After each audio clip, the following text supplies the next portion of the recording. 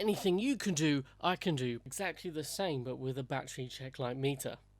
Is exactly what the Olympus 35 UC would be shouting in the direction of the Olympus 35 SP. That is to say, it's exactly the same as the Olympus 35 SP, but has a battery check light and an extra piece of plastic at the front.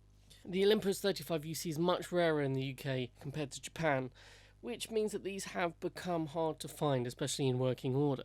The Olympus 35 UC does look a lot sexier than the standard SP. However, the black SP is one of the most beautiful cameras I have ever owned, so it falls short on that one.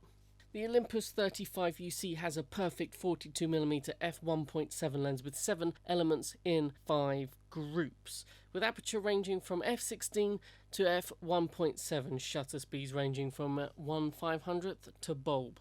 It can also take up to 800 ASA film. This lovely camera makes use of both light meter and spot metering and can be used manually or with automatic exposure modes. The battery light check button is certainly handy, but ultimately it's just an initial thing to go wrong with the camera. It's a novelty more than anything else, but I would still say this camera looks nicer than even the generic silver 35 SP. This camera with all the bells and whistles is suitable for beginners and enthusiasts alike.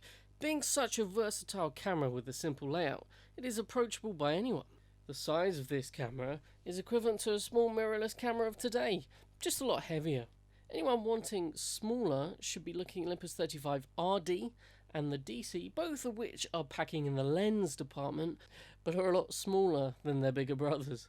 In conclusion, the 35 UC is a lovely camera in the Olympus 35 range. However, do you need it?